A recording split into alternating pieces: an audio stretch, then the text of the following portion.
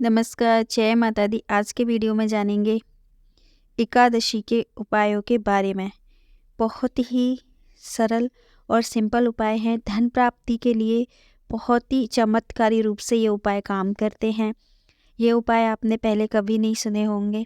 देखिए, बहुत सिंपल और सरल उपाय हैं। महीने में 2 एकादशी आती हैं, कृष्ण पक्ष और शुक्ल पक्ष। आप कोई सी भी एकादशी से ये उपाय स्टार्ट कर सकते हैं और कंटिन्यू आपको ये उपाय करने चाहिए जब तक कि आपको आपकी जो मनोकामना आपकी धन को लेके आपकी जो इच्छा है, आप जितना धन प्राप्ति की इच्छा रखते हैं तो उतने ही समय तक ये उपाय आपको अवश्य करने चाहिए। देखिए, आप यदि एकादशी व्रत भी नहीं करते हैं तो आप हर महीने में एकादशी में जो 2 तिथियां पड़ती हैं, हर 11 को ये एकादशी की तिथि पड़ती है, ये उपाय आपको अवश्य करने चाहिए। देखो, ये उपाय करने से आपको भगवान श्री हरि विष्णु की कृपा के साथ साथ आपको माँ लक्ष्मी की भी कृपा मिलेगी, तो आपके घर में धन की कमी नहीं होगी। कुछ ऐसे उपाय हैं, यदि आप इनको कर लें तो आपके जीवन में किसी भी चीज़ की कमी नहीं रहती। पहला उपाय क्या है? आपको तुलसी में गन्ने का रस अवश्य चढ़ाना चाहिए। देखिए, एकादशी के दिन यदि आप तुलसी का व्रत रहता है तो आप तो एकादशी वाले दिन छोड़ के आप नॉर्मली और संडे का दिन छोड़ के आप डेली भी यदि तुलसी की जड़ में ये उपाय कर सकते हैं गन्ने के रस वाला, तो कर लीजिए। वरना तो आप महीने में जो आपका द्वादशी के दिन आप ये उपाय अवश्य करें। तुलसी माँ के आपको जड़ में उनके गन्ने का रस चढ़ाना चाहिए तथा उनको स्नान कराना चाहिए।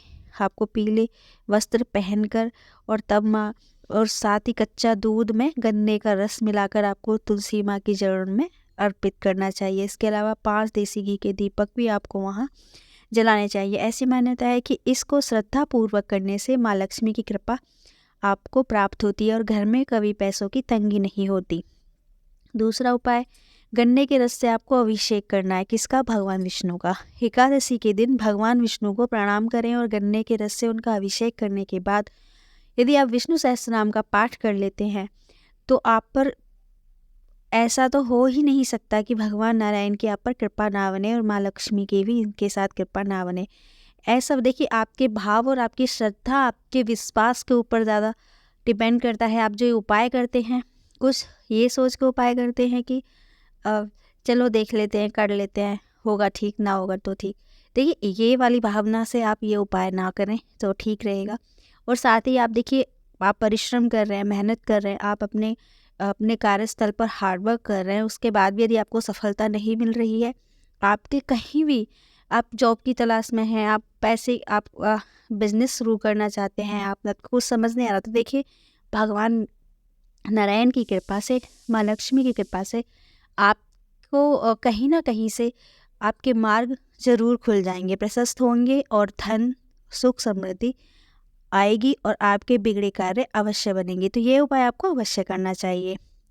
पैसों की समस्या दूर करने के लिए तीसरा उपाय ये है कि एकादशी के दिन आप प्रदोष काल में भगवान शंकर भोलेनाथ का भी आप गन्ने के रस से अभिषेक कर सकते हैं। और यह काम यदि आप प्रदोष काल का जो व्रत रहता है एकादशी के ठीक बाद ही आता है, कई बार एकादशी के दूसरे दिन पड़ जाता है और कई बार एक दिन छोड़ के आता है, तो ये आपको कैलेंडर में तिथि देखने के बाद या गूगल पे आप सर्च कर सकते हैं।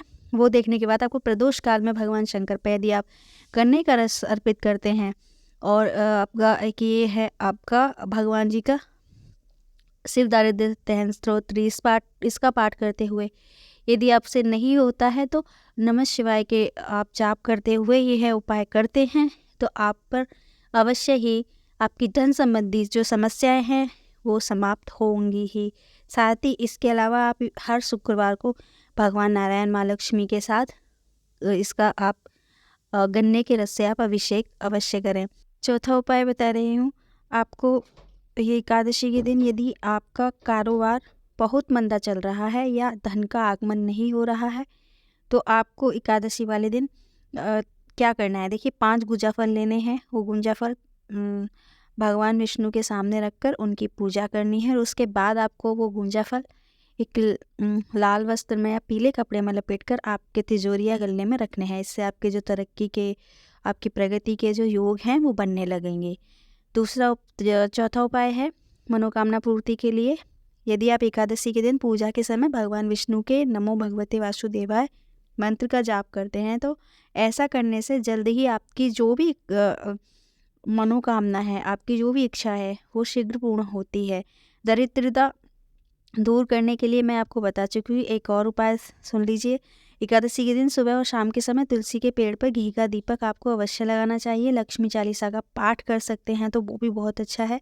साथ ही इस दिन भगवान विष्णु के तुलसी के 11 पत्तों का भोग लगाना चाहिए। अच्छा, तुलसी है ना, आपको एकादशी वाले दिन नहीं तोड़नी चाहिए, एक दिन पहले आपको तुलसी पत्र तोड़ लेने चाहिए। ऐसा करने से आपकी दरिद्रता दूर होगी और भगवान विष्णु के साथ ही माँ लक्ष्मी का भी आपको आशीर्वाद प्राप्त होगा। देखिए, अगहन का महीना है, आप ये और इसके साथ ही आप तुलसी काष्ठ, तुलसी की लकड़ी का दिया यदि आप भगवान विष्णु और माँ लक्ष्मी के सामने आप उनको समर्पित करते हैं तो आपके धन योग बनने तो लगते ही हैं, साथ ही ये समझ लीजिए आपकी जो भी इच्छा है ना वो पूर्ण होगी ही। धन के अलावा भी यदि आपके घर में कोई भी कैसी भी कोई भी आपकी रिलेशनशिप में कोई इशू है, आपके घर में कलेश है, गृह क्लेश है, तनाव है, सुख समृद्धि और शांति के मार्ग प्रशस्त होने लगते हैं, यह उपाय आपको अवश्य करना चाहिए।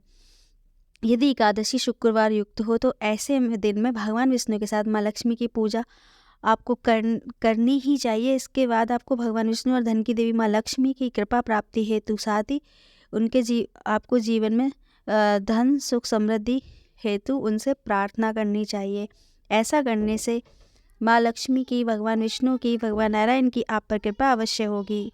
इस दिन आपको एकादशी वाले दिन परिवार में यदि आपके घर में लंबे समय से गृह क्लेश चल रहा है, घर के सदस्यों में लड़ाई होती रहती है, तो इससे मुक्ति पाने के लिए आपको एकादशी वाले दिन घर के मंदिर में दक्षिणावर्ती शंख की स्थापना करनी चाहिए। फिर उसमें रोली दीप धूप उसको पूजा करने के बाद शंख से के जल से भगवान नारायण की आपको शंख से अभिषेक करना चाहिए। साथ ही शंख का जल घर में आपको छिड़काव करना चाहिए। इस उपाय को करने से गृह क्लेश में शीघ्र ही आपको शांति मिलेगी। मिलते हैं आपसे नेक्स्ट वीडियो में। ऐसा आपको जानकारी पसंद आई होगी। ऐसी ही और इन्फॉर्मेटिव वीडियोस के लिए मेरे चैनल को सब्सक्राइब करें और वीडियो को ज़्यादा से ज़्यादा शेयर करें। धन्यवाद।